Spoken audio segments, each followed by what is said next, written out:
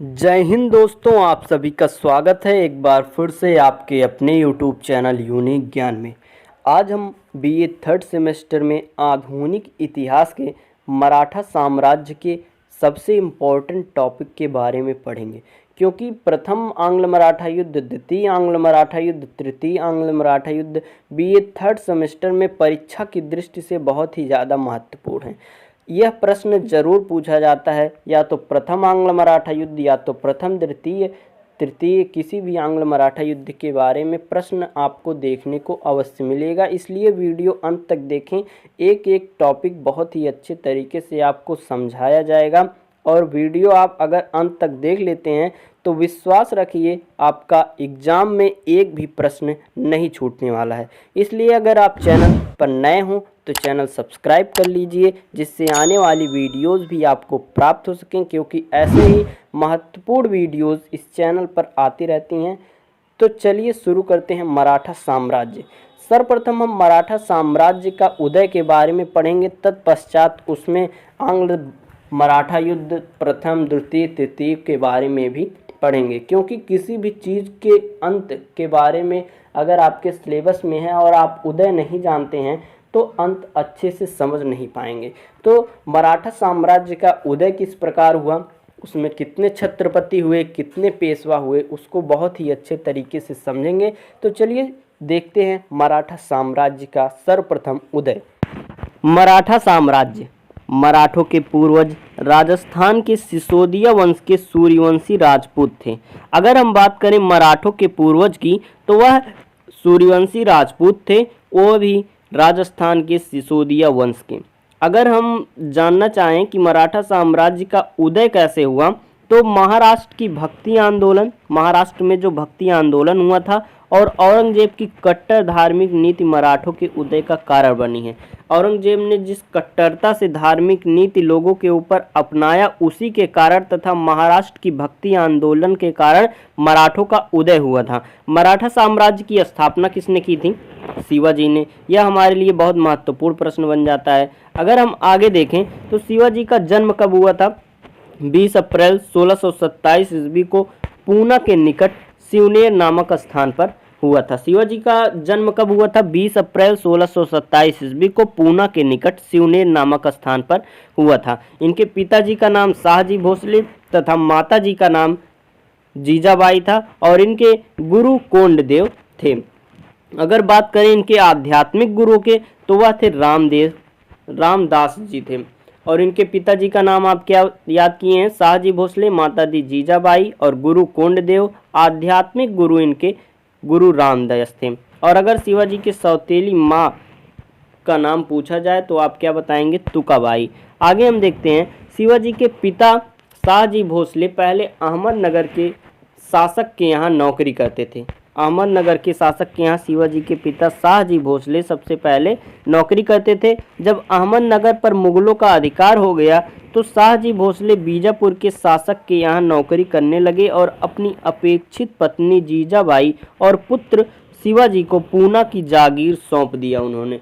सर्वप्रथम जो शिवाजी के पिताजी थे वह अहमदनगर के शासक के यहाँ नौकरी करते थे, लेकिन जब मुगलों का अहमदनगर पर अधिकार हो गया तो शाहजी भोसले बीजापुर के शासक के यहाँ नौकरी करने लगे थे और अपनी पत्नी और शिवाजी की माँ अर्थात उनको पूना की जागीर उन्होंने सौंप दी और कहाँ पे चले गए? बीजापुर के शासक के यहाँ चले गए। शिवाजी ने प्रत्येक जीवन में, मतलब उनके जो जीवन है, सर्वाधिक प्रभाव उनके माता जीजाबाई तथा गुरु कोंडदेव का पड़ा था। मतलब उन्होंने जो भी लगभग बातें सीखी थी अपने बड़े होने में और योग शिक्षा के बारे में गुरु कोंडदेव से तथा उनकी माता जीजाबाई से सीखा हुआ था।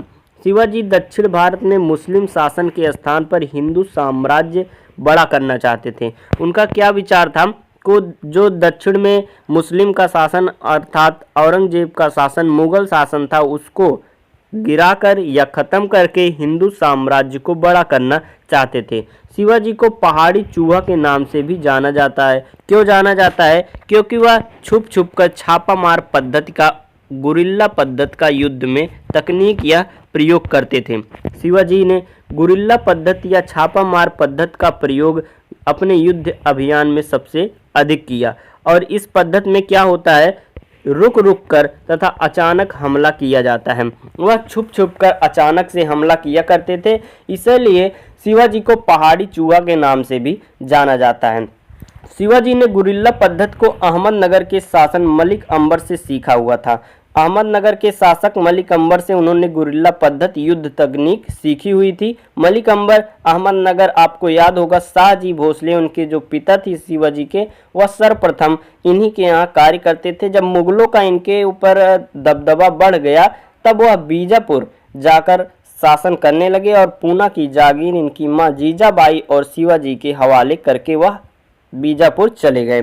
शिवाजी का ने अपना प्रथम सैन्य अभियान 1643 ईस्वी में बीजापुर के विरुद्ध किया और तोरण का किला जीत लिया था, जहां पर उनके पिता कार्य करते थे बीजापुर के शासक के यहाँ। सर्वप्रथम उन्होंने 1643 में वहीं पर अभियान किया और जीत लिया। और शिवाजी ने पन्हाला किला, कोल्हापुर व पुरंदर का किला भी जीत लिया था। जब वह बीजापुर के शासक के अभियान में थे तो बीजापुर के शासक ने अपने सबसे कर्मठ, सबसे योग्य सेनापति को इनको मारने के लिए भेजा था, जिसका नाम था अफजल खां। अफजल खां की इन्होंने हत्या कर दी थी।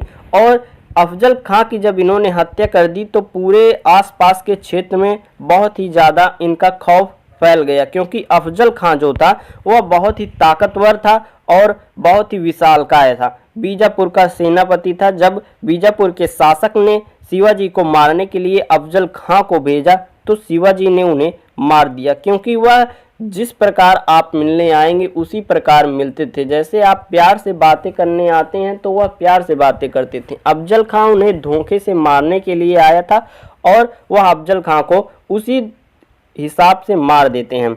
1657 में शिवाजी की मुलाकात औरंगजेब से हुई। शिवाजी की मुलाकात कब हुई औरंगजेब से? 1657 ईस्वी में। शिवाजी औरंगजेब से संधि करना चाहते थे। शिवाजी चाहते थे कि अभी मेरा साम्राज्य तो इतना बड़ा है नहीं और ज़्यादा साधन भी नहीं है मेरे पास युद्ध करने को, इसलिए उन्होंने सोचा था कि औरंगजेब से संधि कर लें, किंतु औरंगजेब ने स्वीकार नहीं किया था जब वह संधि करना चाहते थे। तो औरंगजेब ने शिवाजी को पराजित करने के लिए कई अभियान किए थे। धीरे धीरे और शिवाजी ने इतने किले जीत लिए थे कि औरंगजेब को हैरानी होने लगी थी और शिवाजी के विरुद्ध औरंगजेब धीरे धीरे अभियान करने लगा था, लेकिन कभी जल्दी से वह पराजित शिवाजी बिल्कुल भी नहीं हुए। सर्वप्रथम बीजापुर के शासक ने अफजल खां को भेजा था। तत्पश्चात औरंगजेब ने अपने मामा शाइस्ता खां को भेजा, लेकिन वह भी मारा गया शिवाजी के हाथों। फिर उन्होंने 1664 ईस्वी में शिवाजी ने सूरत की पहली बार लूट की थी। सबसे पहले बार जब सूरत की लूट की थी वह कब की थी? यह बहुत ही ज़्यादा इम्पोर्टेंट डेट हो जाती है। 1664 ईस्वी में शिवाजी ने पहली बार सूरत को लूटा था। सूरत उस समय का, मुगलों के समय का बहुत बड़ा औद्योगिक केंद्र था, वहां से ही व्यापार किए जाते थे, इसलिए सूरत को लूटना औरंगजेब के लिए बहुत ही बड़ा खतरा था। इसलिए सूरत को जब शिवाजी ने लूटा तो औरंगजेब शिवाजी के विरुद्ध एक बड़ा अभियान भेजा। जब सूरत को शिवाजी ने लूट लिया था तो औरंगजेब बहुत ही ज़्यादा भयभीत हो गया और उसके पश्चात एक बड़ा अभियान शिवाजी के विरुद्ध औरंगजेब ने भेजा था। इस अभियान का नेतृत्व राजा जय सिंह कर रहे थे। कौन कर रहा था? राजा जय सिंह। और इस अभियान में शिवाजी पराजित हो गए थे। वह बहुत ही ज़्यादा सेना लेकर आया था और चारों तरफ से शिवाजी को घेर लिया। तत्पश्चात वह पराजित हो गए और शिवाजी तथा जयसिंह के बीच 5 जून 1665 ईस्वी को पुरंदर की संधि हुई। यह संधि बहुत ही ज़्यादा इम्पॉर्टेंट मानी जाती है, इसको आप याद कर लीजिए। 5 जून 1665 ईस्वी को पुरंदर की संधि हुई थी। उसके बाद पुरंदर की संधि के तहत क्या क्या बातें हुई थी? शिवाजी को जो जीते हुए थे उन्होंने 35 किले मुगलों के, उनमें से 23 किले मुगलों को लौटाना पड़ा था। और इस संधि के तहत शिवाजी ने अपने पुत्र संभाजी को और औरंगजेब की सेवा में भेजा था। सबसे पहले शर्त क्या थी इस पुरंदर की संधि की कि जो 35 किले मुगलों के शिवाजी ने जीते थे उसमें से 23 किले मुगलों को लौटा दिए। उसके बाद दूसरा शर्त यह था कि शिवाजी ने अपने पुत्र को संभाजी को औरंगजेब की सेवा में भेजा था और तीसरी और आखिरी शर्त यह थी कि वह अगले वर्ष अर्थात 1666 ईस्वी में औरंगजेब से मिलने आगरा पहुँचे। पहली शर्त क्या थी? 35 किले जो जीते थे शिवाजी ने उसमें से 23 किले लौटाने थे, और दूसरी शर्त थी अपने पुत्र संभाजी को औरंगजेब की सेवा में भेजना, और तीसरी और आखिरी शर्त थी कि 1666 ईस्वी में अर्थात अगले ही वर्ष औरंगजेब से मिलने के लिए आगरा वह आए। किंतु औरंगजेब ने धोखा से शिवाजी को जयपुरी महल में कैद कर लिया था। जब शिवाजी मिलने आगरा गए थे औरंगजेब से, तब धोखे से औरंगजेब ने उनको जयपुरी महल आगरा में कैद कर लिया था। लेकिन शिवाजी भी बहुत ही चालाक किस्म के थे, उनके तुकबंदी ज़्यादा कार्य करते थे। वह शिवाजी बहुत ही जल्दी भेष बदलकर 1666 ईस्वी में ही फलों की टोकरी में बैठकर फूलों की टोकरी में बैठकर जयपुरी महल से भाग आए थे। कब? 1666 ईस्वी में ही। पहले के समय में अगर वह जो अपनी दाढ़ी होती है वह धीरे धीरे बढ़ाने लगे, और दाढ़ी आ जाती है, बड़ी हो जाती है, आपको पता ही होगा कि चेहरे का रंग बदल जाता है, कोई व्यक्ति पहचानने में थोड़ा कठिनाई होती है। तो शिवाजी ने अपनी दाढ़ी बढ़ाई और भेष बदलकर 1666 ईस्वी में ही फूलों की टोकरी में बैठकर जयपुरी महल से वह भाग गए थे। संभाजी जो कि पन्हाला के किले में कैद थे, वह भी उसी समय किला से कूदकर भाग गए थे। दोनों लोग भाग गए। उसके पश्चात औरंगजेब का गुस्सा और भी तेज हो गया, तो वह सोचते था कि यह शिवाजी आखिर चाहते क्या हैं। फिर जब वहां से वह 1666 में निकले, फिर 1670 ईस्वी में शिवाजी ने सूरत को दोबारा लूट लिया। अब 1670 में जब दोबारा लूट लिया तो औरंगजेब और भी अधिक भयभीत हो गया। 1674 ईस्वी में शिवाजी ने रायगढ़ के किला में अपना राज्याभिषेक करवाया था और छत्रपति की उपाधि धारण की थी। आपको हमने क्या क्या बताया? जो पुरंदर की संधि थी बहुत ही इंपॉर्टेंट 1665 ईस्वी में। फिर 1664 ईस्वी में क्या किया था? उन्होंने सूरत को पहली बार लूटा था, और 1670 ईस्वी में सूरत को उन्होंने दोबारा लूटा था। और राज्याभिषेक कब करवाया था? 1674 ईस्वी में, और छत्रपति की उपाधि धारण की थी। शिवाजी का राज्याभिषेक किसने किया था? गंगा भट्ट विश्वेश्वर नामक पंडित ने करवाया था। और सबसे ज़्यादा यह पूछा जाता है कि शिवाजी का राज्याभिषेक करने वाले जो पंडित थे गंगा भट्ट, मूल रूप से कहाँ के निवासी थे? बनारस के निवासी थे, क्योंकि उस समय बनारस की बहुत ही ज़्यादा प्रसिद्धि थी लोगों में, तो वहाँ के लोगों के द्वारा राज्याभिषेक करना बहुत ही अच्छा माना जाता था। शिवाजी का सैन्य अभियान कर्नाटक के विरुद्ध 1676 में हुआ था, और यह इनका अंतिम सैन्य अभियान था। आगे हम बात करें, औरंगजेब कभी भी शिवाजी को पराजित नहीं कर सका था। अंत में 1679 ईस्वी में औरंगजेब ने पुनः जजिया कर लगा दिया। जजिया कर का विरोध करने वाला एकमात्र शासक शिवाजी थे, और इस बात से हैरान होकर विवश होकर औरंगजेब ने शिवाजी को राजा की उपाधि दे दी थी। 1679 में जब औरंगजेब ने जजिया कर लगा दिया था, उसका विरोध अकेले एकमात्र करने वाले शासक शिवाजी थे। इस बात से हैरान होकर कि बार बार ये विरोध करते हैं और जीत भी जाते हैं शिवाजी, तो इस बात से हैरान होकर वह शिवाजी को राजा की उपाधि दे देता है। कौन? औरंगजेब। और 12 अप्रैल 1680 को शिवाजी की मृत्यु हो जाती है। कब? 12 अप्रैल 1680 को। और उनका जन्म कब हुआ था? जन्म हुआ था उनका 20 अप्रैल 1627 ईस्वी को शिवाजी का जन्म हुआ था पूना के शिवनेर नामक गांव में। अगर बात करें उनकी जीवनी, आप कहां पढ़ सकते हैं?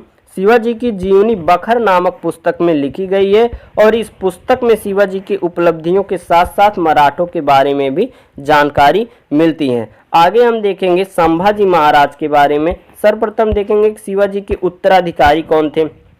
शिवाजी की वैसे रानियां तो बताई जाती हैं 8, 4 कहीं पर आपको देखने को मिलेगा, कहीं 8, लेकिन उनकी जो 2 रानियां थीं वो बहुत ही ज़्यादा राजनीतिक दृष्टि से मतलब एक्टिव थी। यही 2 रानियां थी जो राजनीति में भी एक्टिव थी। कौन सी? साईबाई और सोयराबाई।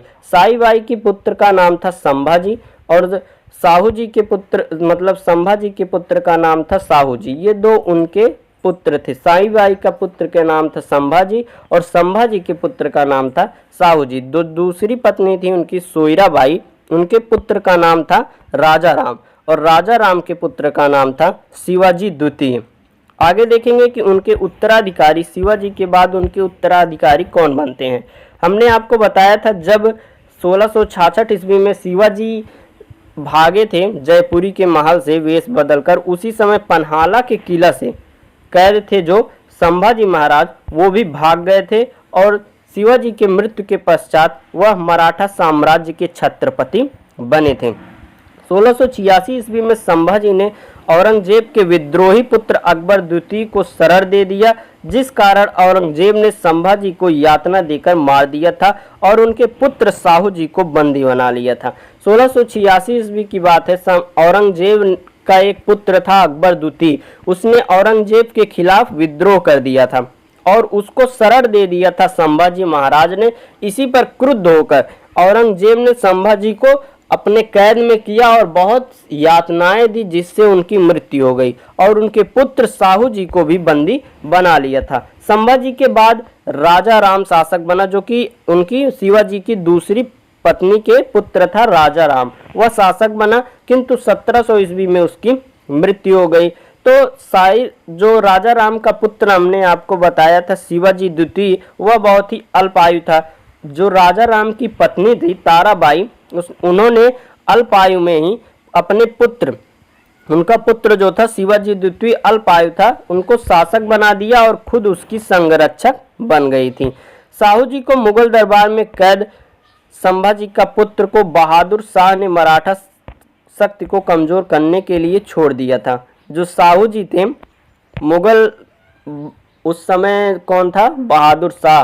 बहादुर शाह जो था वह एक मूर्ख, ऐसा आप कह सकते हैं, शासक था। उसने क्या किया, साहू जी जैसे छत्रपति को रिहा कर दिया, छोड़ दिया। किस लिए? कि मराठों की शक्ति को कमजोर करने के लिए। वह यह नहीं जानता थी कि साहू जी महाराज जो हैं वह शिवाजी द्वितीय से अधिक बलशाली हैं। वह जब छोड़ देता है साहू जी महाराज को मराठा शक्ति को कमजोर करने के लिए, तो साहू जी ने शिवाजी द्वितीय को पराजित करके छत्रपति बन गए। साहू जी जेल से निकले और शिवाजी द्वितीय को पराजित कर दिए और वह छत्रपति अर्थात वहां के शासक बन गए। किंतु 1749 में साहू जी की मृत्यु हो गई। इनके बाद मृत्यु के बाद मराठा प्रशासन की सारी शक्तियां पेशवा के हाथ में हो गई थी। साहू जी ने अपने कार्यकाल में ही बहुत कार्य किए थे। उन्होंने पेशवा का निर्माण किया था, जो कि आगे चलकर सबसे ज़्यादा महत्वपूर्ण बना, सबसे ज़्यादा शक्तिशाली बना। कौन? पेशवा। पेशवा का मतलब निर्माण, पेशवा को स्थापित किसने किया था? साहू जी महाराज ने किया था। पेशवा की बात करें, सबसे इम्पोर्टेंट, इसी में आपको प्रथम आंग्ल मराठा युद्ध भी पढ़ने को मिलेगा, द्वितीय आंग्ल मराठा युद्ध और तृतीय आंग्ल मराठा युद्ध आपको पेशवा के काल में ही देखने को मिलेगा। और पेशवा के काल के अंत तक ही आपको मराठा साम्राज्य का भी विघटन और अंत देखने को मिलेगा। वह जो पेशवा था वह वंशानुगत था, इसका निवास पुणे था। पेशवा के लोग कहाँ पे रहते थे? पुणे में। और पहले पेशवा जो थे उनका क्या नाम था? बालाजी विश्वनाथ, जो कि 1713 से 1720 तक रहते हैं। और साहू जी महाराज की मृत्यु कब हुई थी? 1749 ईस्वी में। तो आप समझ सकते हैं कि 1713 में साहू जी महाराज ने ही प्रथम पेशवा बालाजी विश्वनाथ की स्थापना की हुई थी। इन्हें पेशवा जी ने साहू जी ने बनाया था और इन्हीं के सहयोग से साहू जी जब जेल से छूटे थे तो छत्रपति बने हुए थे। जो पेशवा इनको बनाया था किसने? साहू जी महाराज ने बनाया था और इन्हीं के सहयोग से भी साहू जी छत्रपति बने थे उस समय। अगर साहू जी ने इन्हें जो 1717 ईस्वी की बात अगर हम करें तो साहू जी ने 1717 ईस्वी में अपना प्रतिनिधि बनाकर मुगल शासक, उस समय फर्रुखसियर था, उसके दरबार में भेजा था। फर्रुखसियर ने छत्रपति के पद को मान्यता दे दिया और इस संधि को मराठा शासन का मैग्ना कार्टा कहा जाता है। मतलब 1717 ईस्वी में साहू जी ने जब अपने प्रतिनिधि बनाकर किसको भेजा था? बालाजी विश्वनाथ को मुगल दरबार में। उस समय सबसे बड़ा मुगल दरबार कौन सा था? मुगल दरबार। अगर मुगल दरबार किसी को मान्यता दे देता था तो वह शासन करने के लिए सक्षम हो जाता था। उसको एक मतलब जैसे कि साइन जैसे कर देते हैं बड़े शासक, उस प्रकार मिल जाता था और इसी को मैग्ना कार्टा कहा जाता था। उस समय जो फर्रुखसिया था उसने छत्रपति पद को मान्यता दे दी थी। जब बालाजी विश्वनाथ थे तो साहू जी को लगा कि अब मेरी सभी मुश्किलें दूर हो गई हैं, अब बालाजी विश्वनाथ सब कार्य संभाल लेंगे। लेकिन बालाजी विश्वनाथ की मृत्यु आकस्मिक 1720 ईस्वी में हो जाती है। फिर उनके अगले जो पेशवा होते हैं बाजीराव प्रथम बन जाते हैं। बाजीराव प्रथम जो है बालाजी बाजीराव के पुत्र हैं, यह बालाजी विश्वनाथ के पुत्र हैं और इन्हें लड़ाकू पेशवा भी कहा जाता है। शिवाजी के बाद अगर किसी ने गुरिल्ला पद्धति का सबसे अधिक प्रयोग किया है तो वह है बाजीराव प्रथम। बाजीराव प्रथम के ऊपर आप देखे होंगे बाजीराव मस्तानी एक मूवी भी बनी हुई है। यह एक लड़ाकू पेशवा थे, इनके पास से कूटनीति शक्तियाँ मतलब कूटनीति बहुत थी और लड़ने में बहुत ही ज़्यादा कुशल थे ये।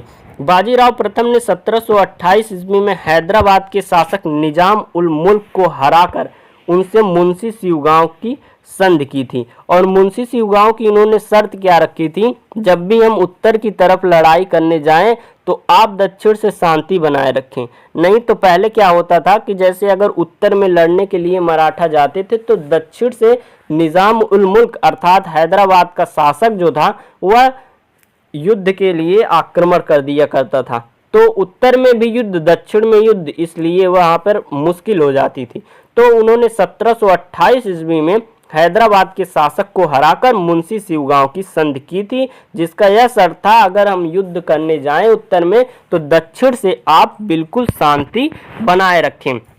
बाजीराव प्रथम ने छत्रपति साहू से कहा, जो बाजीराव प्रथम है उन्होंने छत्रपति साहू जी से क्या कहा कि आओ इस पुराने वृक्ष के जड़ों पर वार करें, शाखाएं तो स्वयं गिर पड़ेंगी। अर्थात उनका मतलब क्या था, जो वृक्ष की जड़ है अर्थात मुगल साम्राज्य, उन पर आओ हम लोग आइए वार करें। और जो शाखाएं हैं छोटी छोटी जो साम्राज्य हैं जैसे हैदराबाद अवध कर्नाटक, ये सब जो शाखाएं हैं वह स्वयं ही गिर पड़ेंगे। इस पर साहू जी ने यह प्रतिक्रिया दिया कि आप निसंदेह ही एक योग्य पिता के एक योग्य पुत्र हैं।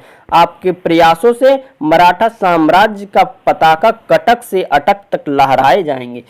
वह कहते हैं कि बालाजी विश्वनाथ जो आपके पिता थे वह एक योग्य पिता थे, मतलब योग्य युद्ध कौशल थे और उनके पुत्र आप भी योग्य हैं और यह निस्संदेह है कि आपके प्रयासों से मराठा का पताका कटक से अटक तक लहराया जाएगा।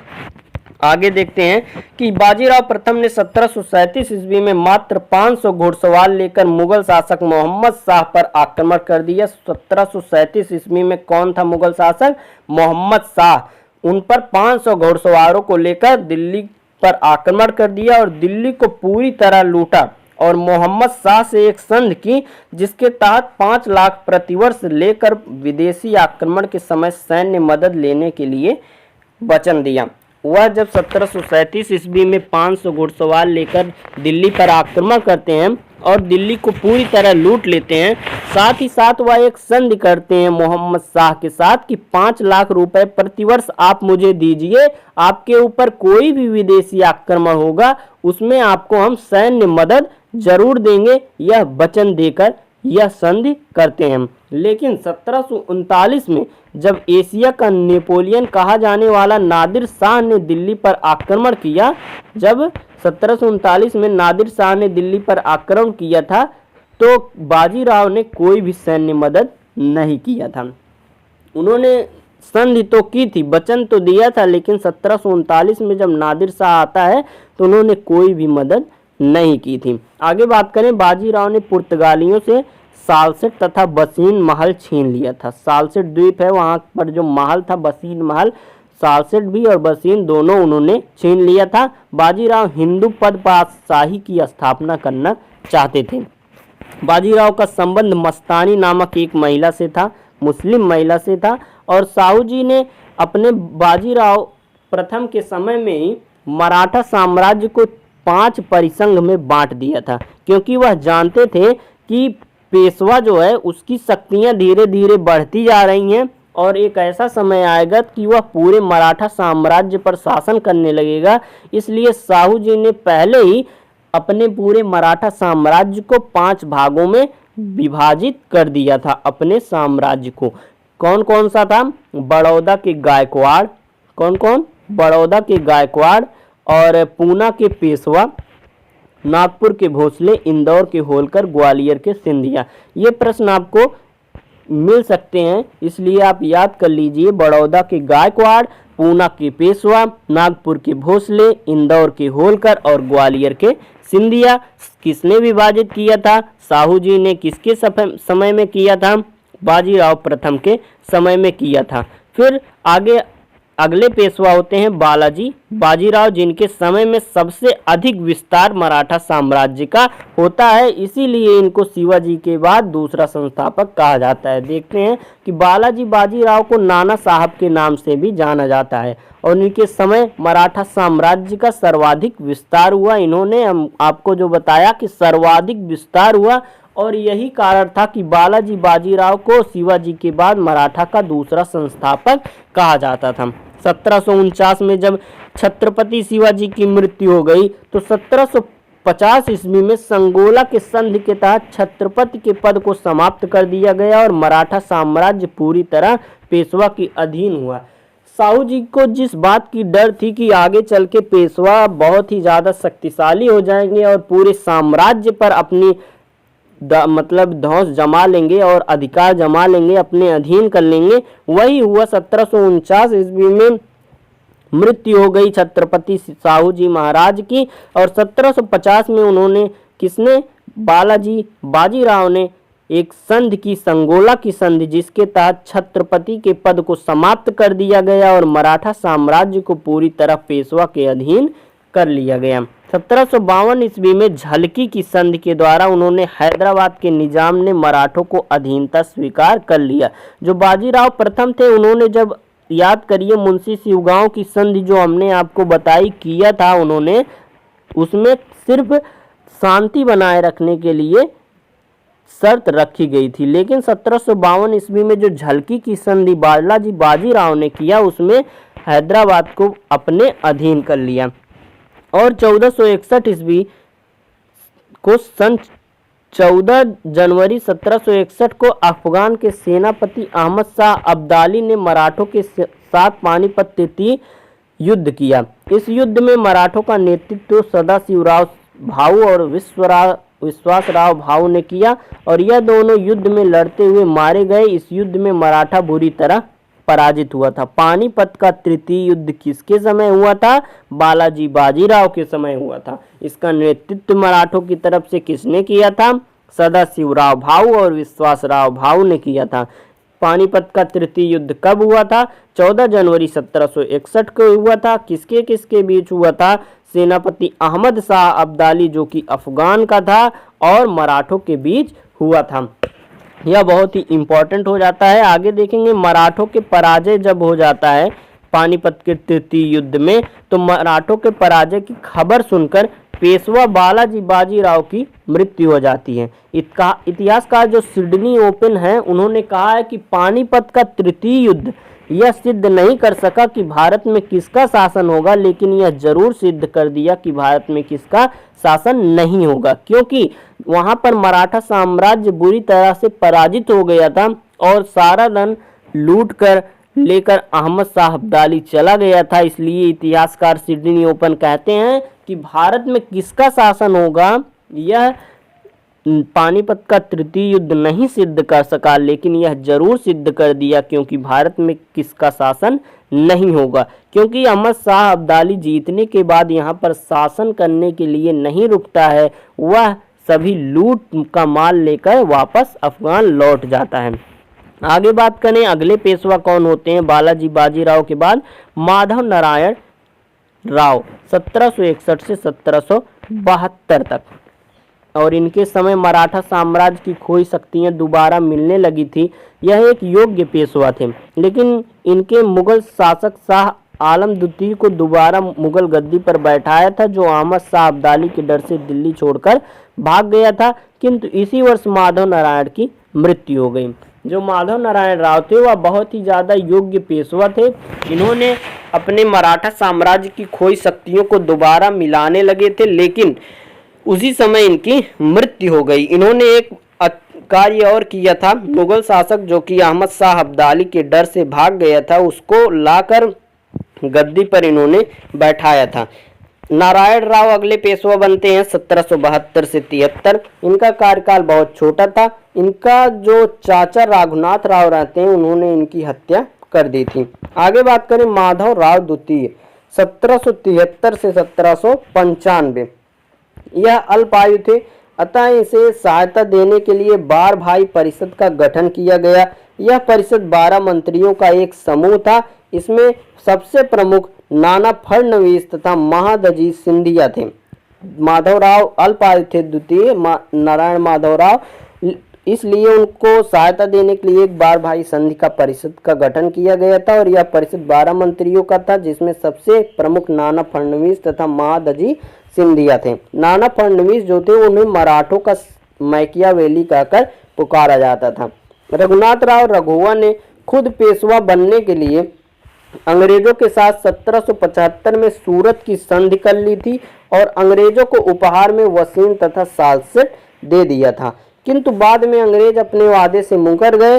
अंग्रेजों तथा मराठों के बीच यही तनाव आंग्ल मराठा युद्ध का रूप लिया और 3 आंग्ल मराठा युद्ध हुए।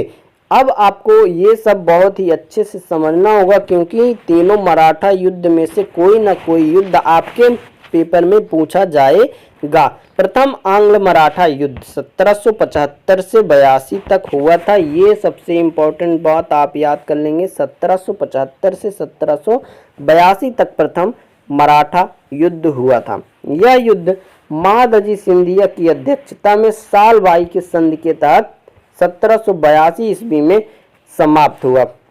कोई भी युद्ध हो, उसमें सबसे जरूरी बातें क्या होती हैं कि आप वह कब हुआ था वह युद्ध याद कर लें, किस संधि के तहत हुआ था ये याद कर लें, किसके किसके बीच हुआ था और कहां पर हुआ था, उसका परिणाम क्या हुआ। यही कुछ बातें बहुत ही इंपॉर्टेंट होती हैं। यह याद आपको रहेंगी तो आप बनाकर भी उत्तर बहुत ही अच्छे से लिख सकते हैं। इस संधि के तहत अंग्रेजों ने बार भाई परिषद को मान्यता दिया और माधव नारायण राव द्वितीय को पेशवा स्वीकार कर लिया था। कौन सी संधि के तहत प्रथम आंग्ल मराठा युद्ध समाप्त हुआ था?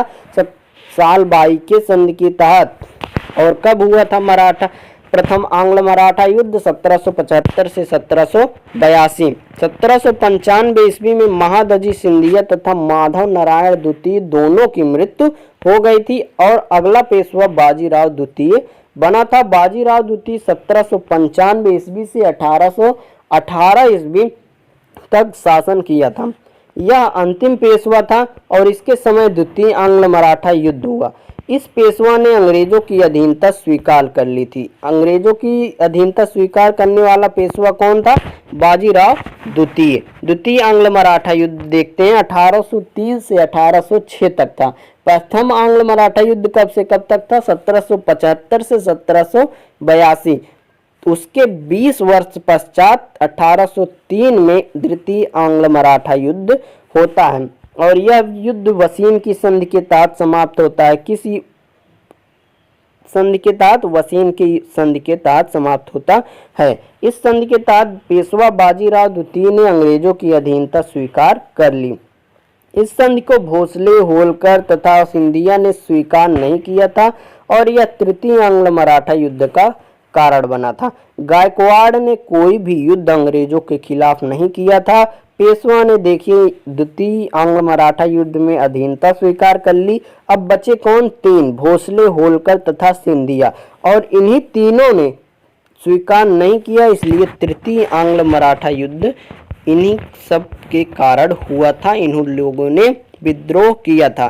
तृतीय आंग्ल मराठा युद्ध कब हुआ था? 1817 से 1818 ईस्वी तक। यह युद्ध पूर्व की संधि के तहत समाप्त हुआ था। किस संधि के तहत? पहला किस संधि के तहत समाप्त हुआ था? प्रथम आंग्ल मराठा युद्ध वह सालबाई के संधि के तहत समाप्त हुआ था। कब हुआ था वह? 1775 से 1782 तक। द्वितीय 1803 से 1806। बस वो किस संधि के तहत समाप्त हुआ था? वसीम के संधि के तहत। तृतीय आंग्ल मराठा युद्ध 1817 से 1818 पूरे की संधि के तहत समाप्त हुआ था और इस युद्ध की समाप्ति के बाद पेशवा बाजीराव द्वितीय को अंग्रेजों ने पेंशन भोगी बना दिया और उसे कानपुर बिठूर में भेज दिया। इसी पेशवा बाजीराव का दत्तक पुत्र गोद लिया हुआ पुत्र नाना साहब था। बाजीराव द्वितीय के बाद इसे भी पेंशन दिया जा रहा था, किंतु लॉर्ड डलहौजी ने उनका पेंशन बंद कर दिया और यही कारण था कि नाना साहब 1857 के विद्रोह में भाग लिए थे। अगर हम आगे बात करें तो तृतीय आंग्ल मराठा युद्ध के बाद होने वाली संधियां कौन थी? पूना ने पेशवा प्रशासक था पूना का, वह पूना की संधि किया। नागपुर के भोसले नागपुर की संधि, इंदौर के होरकल मंदसौर की संधि और ग्वालियर के सिंधिया ग्वालियर की संधि किए थे। जो गायकवाड़ थे उन्होंने कोई भी संधि नहीं किए थे, क्योंकि वह तृतीय आंग्ल मराठा युद्ध में भाग ही नहीं लिए थे। आगे हम बात करें 1818 आते आते मराठा शक्ति समाप्त हो गई थी और मराठा क्षेत्र पर अंग्रेजों का अधिकार हो गया था। जो आगे बात करें पिंडारी, यह मराठा की छोटी टुकड़ी थी। यह जंगलों में रहती थी। जब मराठा साम्राज्य सब अधीन हो गए, उसके पश्चात पिंडारियों का दमन करने के लिए कौन आया था? लॉर्ड डलहौजी।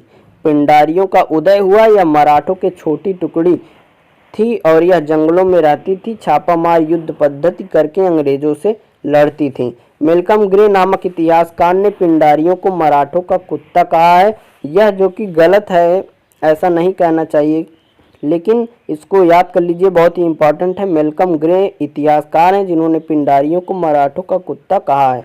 लॉर्ड हेस्टिंग्स ने पिंडारियों का दमन किया था। लॉर्ड हेस्टिंग्स ने पिंडारियों का दमन किया था। मराठा साम्राज्य के बारे में पूर्ण जानकारी और इससे बाहर आपके सिलेबस में एक भी प्रश्न नहीं पूछा जाएगा। तो आपको अगर यह वीडियो अच्छी लगी हो, दोस्तों के पास शेयर करें, जिससे वह भी इस वीडियो का लाभ उठा सकें। धन्यवाद। मिलते हैं अगले वीडियो में।